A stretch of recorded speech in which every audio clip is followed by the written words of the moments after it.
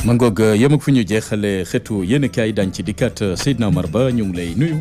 Fay Abdoulaye di la ziar ci màggal gi. waaw di la delloo ziar bu baax a baax. jërëjëf bég nañu lool waaye waa Touba ñu ngi lay nuyu. ça va alhamdulilah ñu ngi lay ziar bu baax a baax. jërëjëf bég nañu lool. naka màggal gi mbaa lépp. waaw ça va ça s'est bien passé. boo màggal nañ ci jàmm. waay ñu bis nañ ci jàmm. di ñaan daal lépp loo xam ne ñaan ko ci. yal na ko borom bi subhanahu wa taala nangu. amiin yàlla bu mu doon suñu mujjanteelu màggal. amiin yal nañ ko màggal ay at tal ko fekkee te tal ko. jërëjëf. di ci profité aussi wax dëgg yàlla di remercier équipe bu Walfadjri ak liggéey bu am solo boobu nga xam def nañ ko ci. di rafetlu aussi taxawaayu administration bi di rafetlu aussi taxawaayu ñi nga xam ni ñooñu fa doon jàppale. mooy ko ci mel ni fi nga xam foofu lañ daloon. di kër Fallou Samb. di nit ku baax. wax dëgg yàlla koo xam ni daanaka bu woon moom dina métti si ñun. ñu ngi koy sant di ko gërëm bu baax a baax di sant njabootam. di sant daal mboolem murit yi nga xam daal dafa talaloon nañu gan yi. parce que aussi loolu mooy soir mu màggal. tout à fait gars yi dañuy génn kër yi génn néeg yi. bàyyi ko gan yi. kon daal ñu ngi jaar ñëpp di delloo njukkal ñëpp ñi nga xam daal ñoo nekk fële ci diwaanu Touba. ngoog am na solo. ci professeur di jaale doomu aadama yi nga xam jot nañ ci ñàkk seen bakkan. waaw mu toll ci ñaar fukki doomu aadama ak benn waay. métti na. wax dëgg yàlla waaye yàlla moom bu soxlaa keneen yàlla moom amaana moo ko doxalee noonu. Abdoulaye sax ci laa waroon a commencé waaw surtout ça. parce que fi ma waroon a commencé d' abord moo nekkoon jaale suñu mbokk yi nekk GFM. waaw groupe Futurs Médias parce que musiba ji leen daal ba mu leen di dal boobu fekk maa nga Touba. j'avoue que ba ma jotee information bi dama am loolu ma metti ndaxte soxna si nga xam ne nii daanaka moom moo génn àdduna. soxna la soo xam ne nii daanaka dama ko doon faral di seetaan lu bare bare ci TFM muy def journal en wolof. waaw ngoon gi waaw. parce que man en général aussi bien que parce que journal en wolof laay def quoi. waay aayu ma ci nag. bu ma gisee ku ci aay. kàngam nga ci damay am mbégte di ko seetaan. te moom dama doon am plaisir di ko seetaan buy def journal wolof. moo tax bañ ne ma génn àdduna. dafa am loolu lu ma métti. parce que finalement sax dama ko jël sax daal di koy statut ci sama téléphone. mës naa wax ak moom nag benn yoon téléphone. ndaxte Fatou Bintou Konté mi nga xam maa moom ñoo dëkk. moom ko mës a passe téléphone ñu wax benn yoon. mais ci biir wax mi da nga xam ne nit ku baax la. nit ku koyof la. te aussi seede yi nga xam ne ay collègue am def nañ ko ci moom. seede yi nga xam ne daanaka ay mbokkam def nañ ko ci moom xel mën na cee dal. xel mën naa dal ci moom. kon dañuy faral di wax rek mooy yàlla moom bu soxlaa keneen ko soxla rek perte nga. amaana yàlla mi ko soxloo moom moo ko yóbbu. kon ñu ngi ñaan yàlla xaaree ko ci aljanna yi gën a kawe te ma aljanna yi fii daw si. en tout cas metti na nga dee nekk ndaw waaye nag yàlla moom ak jàmm bi ak bëgg-bëggam waaye yàlla ak dogalam. yàlla ñëw na ak dogalam kon man du may jaale ko. ñaanal ko di ko jaale waa GFM. di ko jaale mboolem taskati xibaar yi nekk ci biir Sénégal. ma ngoog doon itamit ku ñu ràññee ci métier mi. moom dem si yàlla Fatou Kiné Deme mi dem wéetal lool métier am tasum xibaar ñu denc ko nag ca Baqiya foofee ca Touba Mbacké ñaanal ko suñu borom xare ko ci àjjana ya gën a kawe. am na ci solo Seydina Omar Ba Touba ganga newoon te lim bu takku ci ay doomi aadama jot fa màggale atum ren ji ndax Touba mooy sele bi yoon gi Touba ak na mu bindoo màggal yi fii am bi la yoon nag wute na lool ak yowoon ndax dafa yemook nawet geek tata ndox yi ñu ngi leen di seen sax ngeen di xuus ca biir ndox ya jafe woon lool ci taalibe ya fa newoon ña demoon màggali ngir mun a doxi seen soxla na mu waree. waa xam nga aussi boo xoolee juróomi at ci ginnaaw. gars yi daal nañ wax ne dañ dem ba finalement màggal Touba gi dina nekk ci biir nawet. waaw yàgg nañ ko wax di ko waxaat te gars yi sax dafa nañ si ay rencontre boo xoolee ci màggal yi li weesu. ñu ne dañ dem ba toll foo xam ne nii màggal Touba dina nekk ci biir nawet. waay. juróomi at ci ginnaaw wala fukki at ci ginnaaw ñu koy wax. ba tey ji yaakaar naa ne màggal Touba mu ngi ci biir nawet. léegi question bu ñu war a mën a poser mooy dañ ne état da ngay fegu. waay am na ci solo. naka la ñu mën a poser le débat comme quoi que ne fukki at ci ginnaaw màggal Touba dana dem ba nekk ci biir nawet. état toog di seetaan ba ci jamono yoon ba ci tey jii. mën naa xam ne ñu bari màggal si nañ waaye xamuñu liy màggal gi di saf. moo tax question bi mooy posé mooy. bu ma déggee ñu ne jël nañu ñeent fukki milliards ak juróom dugal ko ci biir Touba. je me pose la question mais ñeent fukki milliards ak juróom yooyu la fan lañ ko dugal. fan la féetee. ndax am na ci gox yu bari ci biir diwaanu Touba ndox mi nangu na ko. bari na ci ay borom kër yoo xam ne nii màggal gi ñu ngi ko màggalee ci biir ndox. mais li gën a garaaw mbedd yi sax kenn amul foo jaar ndax ndox. et pourtant nee nañu jël nañu lu ci tolloog ñeent fukki milliards ak juróom dugal ko ci biir ndox mi. mais ñeent fukki milliards ak juróom yooyu li nga xam ne nee nañ dugal nañ ko ci biir ndox mi mais anamu. mais Abdoulaye benn milliard boo ko jëlee dugal ko ci ab quartier daañu xam ne kat quartier bi dugal nañ ci milliard. waaw milliard ba feeñ. asumaan nga ne ñeent fukki milliards ak juróom. mais ñeent fukki milliards ak juróom yooyu nga xam ne dugal nañ ko ci biir Touba pour xeexan mbënd mi. mais nañ ñuy wax ñeent fukki milliards yooyu la mais anamu. moo tax question la bu ñu war a mën a poser demander aussi à état vraiment bu fekkente ne xaalis boobu la décoché na ko. mais na ci créer benn audit. na ci dañ ci santaane benn audit. waaw xool fan la féet. mais ñu xam xaalis boobu la fan lañ ko dugal parce que aussi mënuñoo dëkk aussi di décaisser ay milliards rek. muy tàbbi ci ay loxo yoo xam ni fépp foo xam ne war nañ faa def benn milliard. ñu def fa 500 millions li ñu dugal ko seen i poste mais loolu mënut a la continuer. te ministre de l'intérieur junjaat na ne ñaar fukki milliards ak ñett daañ ko dugalaat ci assainissement Touba. bu baax day dawoon fa woon rek Ablaye. gis nga man gis nga man bu doon sama sago. Serigne Mountakha Bassirou Mbacké. inondation problème mu Touba. mu ko teg ci loxolu état. waaw c'est que état nag mën naa contribuer. mun na leen ci gunge. mais man dama gis ne moom Serigne Mountakha Bassirou Mbacké kese. moom moo mën a saafara jafe-jafe yi nga xam ne askan wi dëkk ci diwaan Touba ñu ngi koy dund ci wàllu inondation. moom kese moom moo mën a saafara jafe-jafe yi nga xam ne askan Touba ñu ngi koy dund ci wàllu ndox mi. waay xam nga Ablaye. gis nga ñun Sénégal suñu problème xam mooy lan mooy bonne gouvernance. waay bokk na ci li fi. c'est que lépp loo jël daal di koy teg ci loxol nit ki ñu ne léegi lii ñeent fukki milliards ak juróom la war a def. waaw jàppal na 20 milliards wala 25 milliards jël nañu ko daal ko dugal ci seen i poste li ci des daal lañ ko li ci des ñu jël koy taaba taaba. daba daaxee moo tax des fois bu ñu nee mbir am na Sénégal dañuy poser la question ndax mbir moomu la anamu. gis nga bonne gouvernance mooy problème ci suñu société bi mooy problème ci suñu état yi.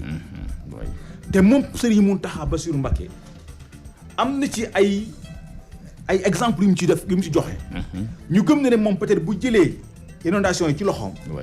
jël ndox mi ci loxoom Touba jafe-jafe yi dund tey ci wàllu ndox di ko dund ci wàllu inondation mun na saafara xamul tax. université Cheikh Ahmadou Bamba. université ba ñuy lancé travaux yi boobu lancé nañu travaux université Amadou Mahtar Mbow. ba ne ca Diamniadio. ñu jël faa dugal ay milliards ci université ba jusqu'à présent parewul ba léegi. loolu nga xam ne def nañ ko université Amadou Mahtar Mbow. xaaj bi moom la ñu def ci université Cheikh Ahmadou Bamba Mbacké ba fu mu toll nii xale yaa ngi fay commencé jàng. yemb na te méngoog jamono lool.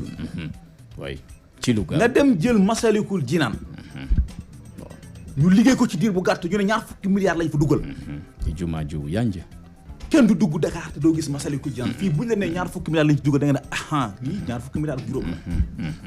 léegi de côté nga dem ci building administratif. waaw ñu ne réfectionné nañ ko daal di fay lu ci tolloog ñeent fukki milliards ak juróom benn. yow demal building bu leen lay fii ñaar fukki milliards ak juróom benn nga dugg est-ce que nga poser la question. ci defaraat rek ci defaraat building. ci defaraat building kese. waaw ci defaraat waaw. nga dellu biir Touba ñu ne Touba ca kanam. liggéey bu am solo mu ngi koy liggéey ci biir Touba. kuréel gu am solo ma ngay taxaw ay centre de santé. waay ma ngay taxawal ay poste de santé. ma ngay dugg ci lii ma ngay def ci lii. taxawu forage te nee nañu jour bi ñu commencé yëngatu ba tey li ñu jot du investir mu ngi toll ci juróom-ñeenti milliards. ma am benn waay ji mu waxtaanal mu ne ma gis nga Touba ca kanam la ñu liggéey ci biir Touba. waay bu fekkoonte ne état bu Sénégal moom moo ko liggéey xam nga lu muy facturé. 200 300 et quelques milliards de francs CFA. da koy doublé. moo tax dama ne problème mu ndoxu Touba.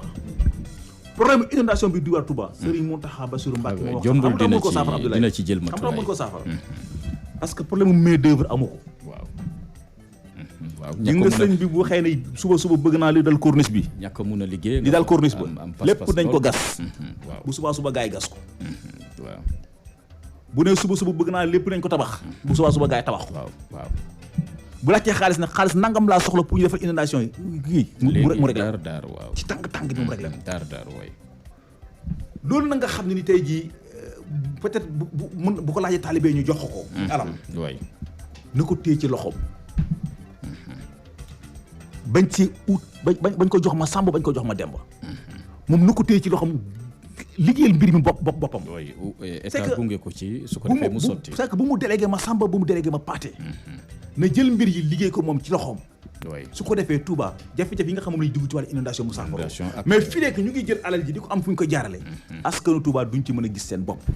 loolu mooy am problème mu ndox mi. Ablaye dara gënta metti yi nga nekk ci màggal gi mu am ci ay quartier yu bari sax yu bare yoo xam ne amuñu ndox. waaw yu bari amuñu ndoxum naan. et pourtant boo xoolee une semaine boo xoolee ay weer ci ginnaaw moom Serigne Mbaye Thiam doxantu ji woon na fa. def fa benn visite. di génn lépp dina mais ci 37 forages yi am na ci juróom-ñeenti forages yoo xam ne dañoo panne xam nga juróomi forage. yëpp daañu fexe ba avant kii bi ñu daal koy lijjanti. mais on se pose la question est-ce que forage yooyu la lijjanti nañ ko. waay léegi aussi ministre de l'intérieur waxoon aussi daañu jël ay camions citernes jox ko population bi. mais camions citernes yu anamu du man maa ko wax. ñoom waa mouvement Retet Touba ñoom ñoo ko wax ñoom ñoo ne ma waa OFOR yi fa ne ñoom ñooy jël ndox mi di ko jaay mais naka la état mën a jëlee ndox ñu ne ndox mi dañ ko war a jël pour may ko population bi ña fa nekk jël di ndox mi di ko jaay population pourquoi te du am benn sanction du man maa ko wax waaye yaa Retet ndoxu Touba ñoom ñoo ko wax. ñoom ñoo ne waa ña fa nekk toogal fa nguur ga te ñu nga wàllu kii ñoom ñooy jël ndox mi di ko jaayaat pourquoi. waaw te ndox ma sax neexaay ga taxu ko demee. lan moo tax tey jii ñu war a bàyyi Touba nii rek muy dund situation bu nu mel. Touba yëpp di dund jafe-jafe ndoxum naan. gis nga Touba na mu yaatoo Dakar sax actuellement Touba moo ko ëpp. yaatu na lool. Dakar instant bi Touba moo ko ëpp. kon bu fekkente ne état bi li ko war ci Touba defu ko moom sëriñ bi moo war a jël des responsabilités am li régler problème Touba. parce que aussi Ablaye dafa metti. waaw tart na lool. gis nga dafa nekk. ay gox-goxaat lañ nekkoon. waaw gox-goxaat. ñëw dëkk ci dëkk bi. ndax lan ndax sëñ Touba ndax bëgg giñ ko ndax gëm giñ ko gëm. tey jii lépp loo xam ne ni yoonu murid mu ngi koy yëngati mu ngi ci liggéey. kenn du ci jiitu taalibe yi. imagine nga liggéey ba at jot nga dajale ay milliards. wala ay millions nga jël ko daal di ko yemale ci benn bés bi ba ci soxlu Xadim. waaw. mais ñooñu tey jii sëriñ bi mënu leen a fay. mais sëriñ xam lu leen mën a fayee. fexe ba ñoom seen condition doon lu mucc ayib. waaw seen nekkin ca Touba. mucc ayib. fexe ba bu ñu am bëggee ndox ñu am ndox même bu dee dañ koy fay. fexe ba inondation bi nga xam ne mu ngi nekk nangu seen kër yi. mu jëm a xool naka la koy saafara. te loolu dañ ko ci xaar ci moom. te loolu nag pour mu mën am. il faut que mu jël mbir yi en main. teel ko loxoom. bañ ko délégué kenn. am na ci solo. délégué moom na ko bàyyi. waaw xam naa ne. délégué moom li ma koy ñaanal. bu ma toogal sëñ bi. waaw naa ko sëñ bi bu délégué du délégué yi. xam naa junjoon na ko fan yële weesu ci lu ñeel ndox mi dina ci jublu xam naa bu paree ci ndoxum naan gi jublu ci inondation bu si jubloo waaw bu mu délégué. jërëjëf na mbir yi na ko téye loxoom. am na ci solo liggéey ko su ko defee askan Touba mën cee gis seen bopp. jërëjëf parce que xamu tax ma gis ma wax loolu. waaw xam naa ñu jeexal gis nga yoonu murit dafa bari tey ji ñoo xam dañuy mbubboom murit ne ay murit lañu war a dundal yoonu murit mais dundaluñu yoonu murit mais dañuy dundee yoonu murit. loolu am na parce que sëñ Touba maa la ko wax. bari na si ñi ngay gis nii ñu yore seen i grand mbubb nga yaakaar ne ay murit c'est-à-dire lañ duñu ko parce que dundaluñu yoonu murit mais dañuy dundee yoonu murit te loolu nag dafa war a jeex. waay loolu dafa war a jeex. gis nga Touba gi dëkk sëñ Touba la ñun ñëpp a ci yem. kon lépp loo xam ne ñu ngi ko fa war a def dafa war a jaar ci yoon kenn ku ne gis ci boppam. surtout ça. mais man damay écœuré bu ma duggee biir Touba. gis ñenn ñi nekk ci seen noflaay. gis ne seen nekk ci ay jafe-jafe. te ñëpp nag ay taalibe Sëñ Touba lañ pourquoi. waaw tar surtout Sancaan demal Kër Ñang demal Ndaamaatu. Sancaan ya dama ci yéen dëkkaan yi ay nit nekk ci biir ndox yow yaa ngi nekk ci Gunaanat. yaa ngi nekk sa noflaay yow. alors que ña nga xam ne ni ñoom ñoo taxoon lu nekk def nañ ko yow. bàyyi seen lépp ñëw ci dëkk bi ngir Sëñ Touba di dund ay jafe-jafe mais loolu wartul continuer. moo tax may sàkku ci Sëriñ Mountakha Bassirou Mbacké bu fekkee mu may déglu lay war a suul sëñ bi maa ngi sàkku problème bu Touba nga jël ko en main. waaw saafara mun a am ci lu gaaw bu ko délégué. jërëjëf sëñ jëlal lépp nga liggéeyal Touba. su ko defee askan Touba mën a génn situation bi ñu dund ndax métti na. maa ngoog Seydina Omar Ba jombul waaw xam naa ne ñu ngi koy sàkku bu ñu sañoon xam naa ne kilifa yi ne ca Touba dañ ko taataante sëñ Mountakha dina ci béy waar wu yaatu ñu ngi koy di ziar bépp kilifa diine yi ñuy taataan ci waxtu wi le jaajëfal Seydina Omar Ba ak équipe am ña nga woon ca Touba Mbacké liggéey fa lu yaatu ci reportage ak njàngat ak débat yu am solo foofee ca Touba jaajëfal Mamadou Matar Sarr ma ñëw teewal ca Walf FM Mbacké di jaajëfal askanu Mbacké yëpp ak waaye tamit waa Mbacké xewar ñoom ñëpp ñu ngi taataan Walfadjri FM leeru jamono yem ak fu ñu jeexale xibaaru suba si ci baatu askan wi lu nuyoo tàggatoo jot na jaajëfal Eumeu Gaye mi ne woon ci machine bi kaddu gi Abdoulaye Bopp réalisation xibaar yi Fatou Diouf Faye mbokk yi ñu yendoog jàmm ak programme Walfadjri yal na jàmm yàgg sax fi dàkk ci réew mi